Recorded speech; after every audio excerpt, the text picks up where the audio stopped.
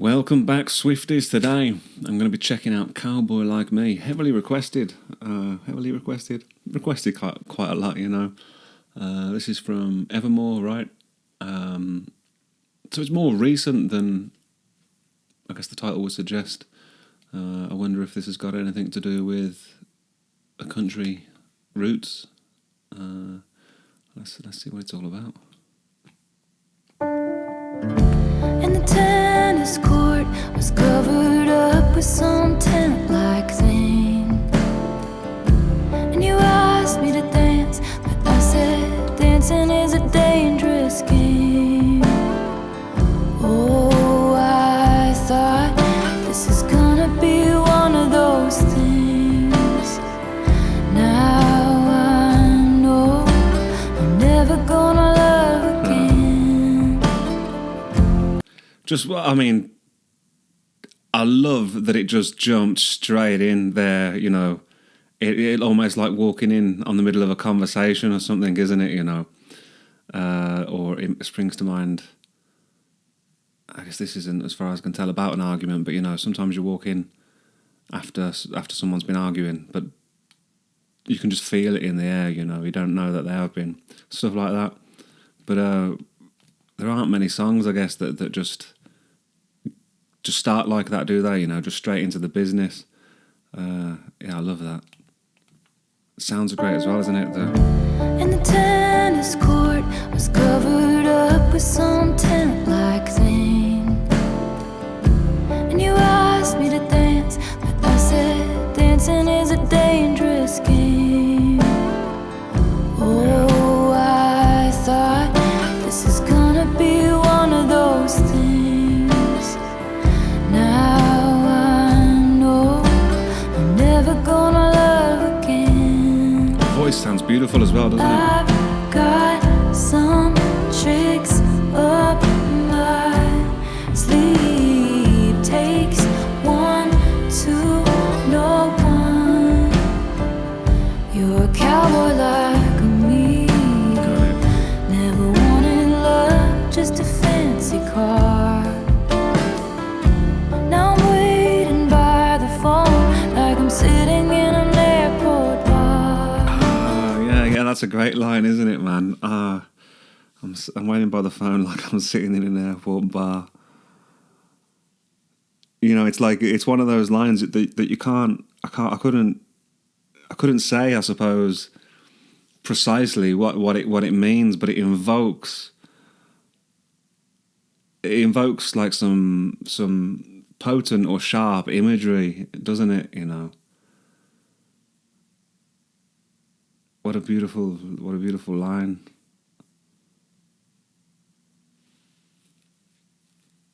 So what you do? You're waiting for it's just that's a deep one, isn't it? You know, that's a deep cut. You had some tricks up your sleeve. Takes one to know one. You're a cowboy like me, perched in the dark, telling all the rich folks anything they wanna hear, like it could be love. I could be the way forward, only if they pay for it. You're a bandit like me, eyes full of stars, hustling for the good life. Never thought I'd meet you here. It could be love, we could be the way forward, and I know I'll pay for it. It's interesting.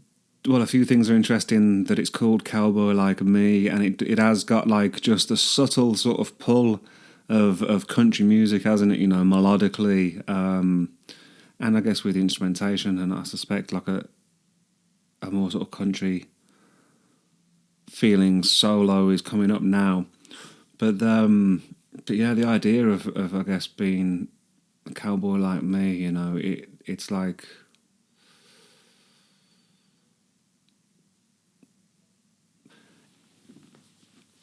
It gets to the heart, I suppose, doesn't it, of love, or what we want or require or need from love, or from a partner, I suppose, is the, you know, the idea of being like a kindred spirit, recognizing yourself in someone else. You know, partners in crime. What was the other phrase I was thinking of? Partners in crime.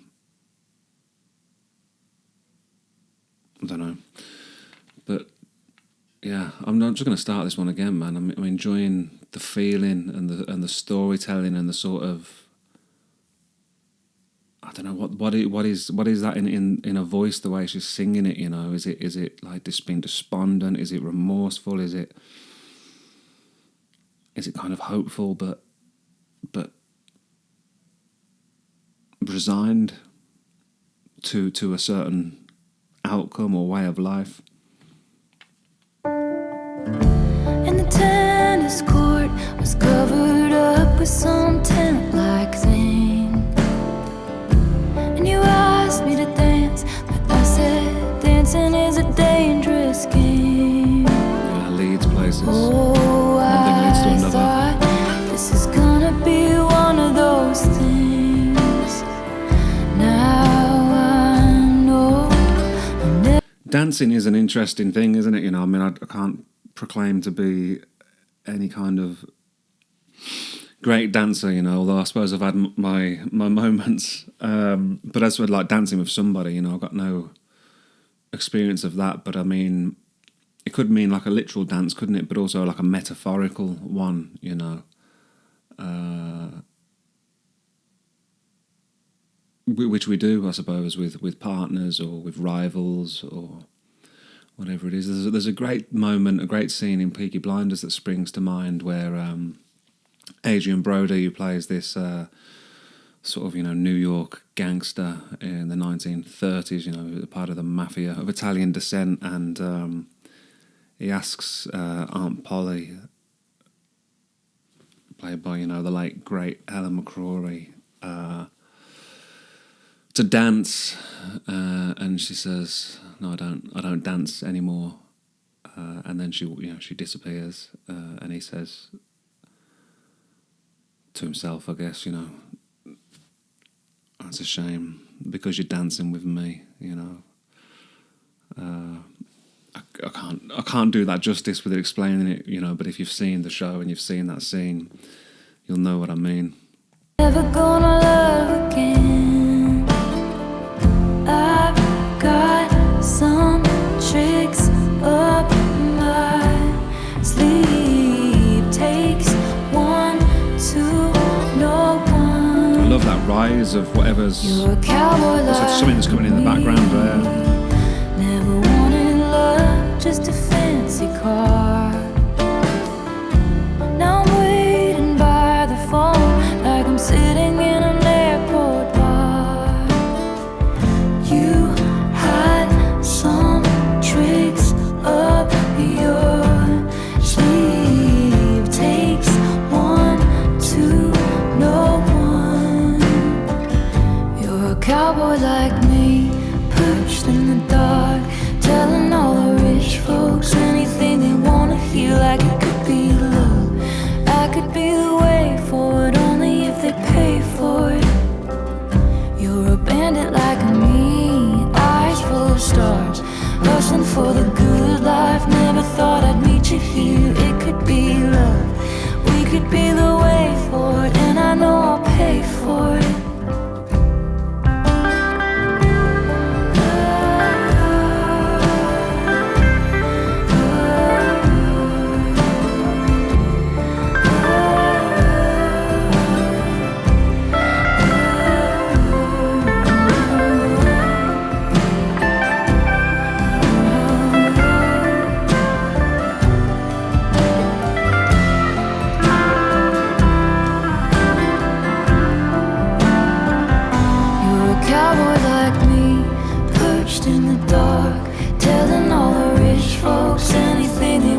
Like it could be love, I could be the way forward, only if they pay for it. You're a bandit like me. So what's this like? She's at some like high society well, I don't know if it's high society, but some event it feels, with old money, or at least, medium age money. I'm not trying to.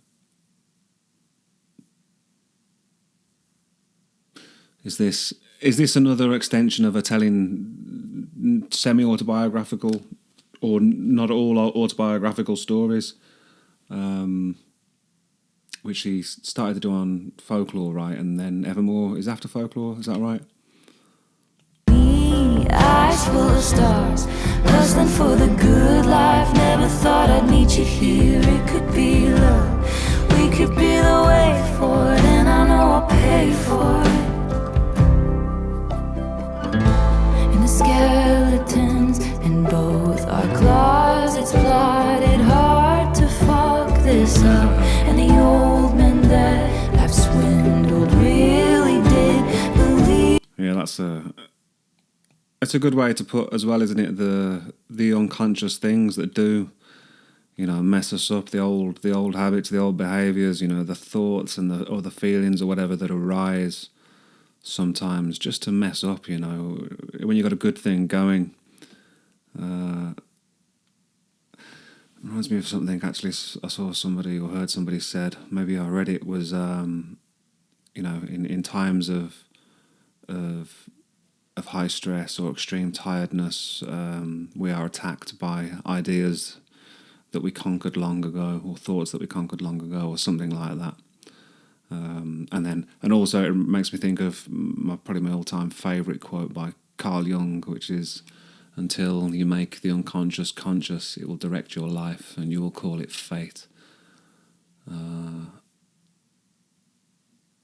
It's just the human experience is so fascinating and interesting, isn't it? Because we're such contradictory creatures, like no other. We must be the only, I guess, creature on the planet, right? That does that. That is a contradiction. That I guess our words and our actions don't always match up, or we think we might, we think we want one thing, but do we even know what we're looking for? Do we even understand our own motivations a lot of the time? A lot of it is just, it feels like it's on autopilot, isn't it? So which I guess would be an extrapolation, is that the right word to use, of that quote, until you make the unconscious conscious, it will direct your life, and you will call it fate. Because when you're behaving in unconscious ways, well, I guess what's the difference, isn't it? Because you're not in control of what we do. I guess if we act out of impulse, whether that's the impulse to eat or to drink, or just to sit in front of the TV when you should be doing something to improve yourself, or to make your situation better, and that's like, that plays, I suppose, into the idea of sacrifice, right? Is that you need to make sacrifices in the now for the future, So that's, I guess, how you bargain with reality in the correct way, right? Because the wrong way to bargain with reality would be to lie, right? But then you were trying to manipulate reality, and eventually, you're gonna come a cropper, to use a real old English phrase, I guess. I think my nan used to say that. Yeah. Both our closets plotted hard to fuck this up, and the old men that I've swindled really did believe I was. Right, okay, so this is about a character, isn't it then? This is about a character who's playing rich men for money, right? Was the one, and the ladies lunching have their stories about when you passed through town. Oh, that was all before I locked it down. Now you hang from my lips like the garden.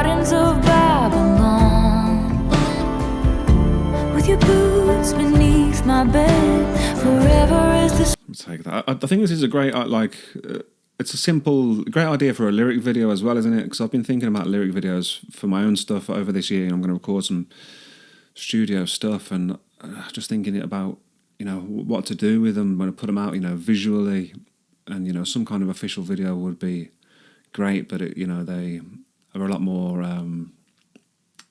effort, aren't they? They take a lot more resources and time.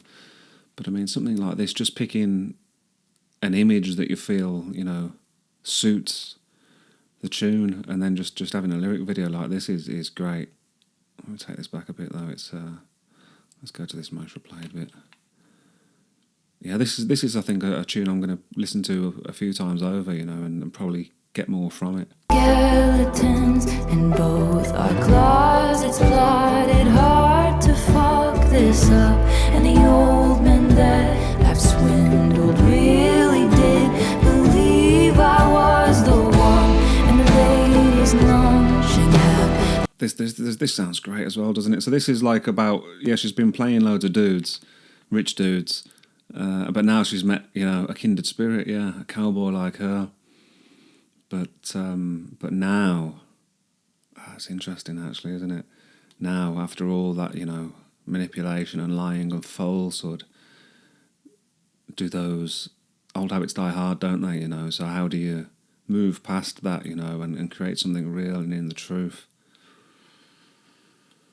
Yeah, possible though, isn't it? You just got to dispense, I suppose, with the juvenile aspects of your personality. Be a grown up, take responsibility for yourself and others and all that. Skeletons in both our closets, plotted hard to fuck this up. And the old men that I've swindled really did believe I was the one. And the ladies lunching have their stories about when you passed through town. Oh, that was all before I locked it down. Now you hang from my lips like the gardens of Babylon, with your boots beneath That's my a great bed. line, isn't it? Yeah, you hang from my lips like the gardens of Babylon, a wonder of the world, a wonder of the ancient world, and a thing of great beauty, supposedly. I mean, of course, I wasn't there, I didn't see it in person. Maybe I was, maybe you was too, in a past life. Forever is the sweetest calm. Oh, hang on, I missed that line there. With your boots beneath my bed, forever is the sweetest calm. I had some tricks up my sleeve. Takes one to know one. You're a cowboy like me, and I'm never gonna love again.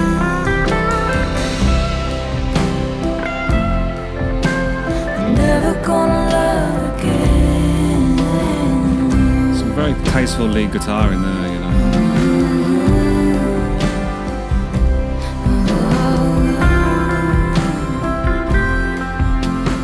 never gonna love again.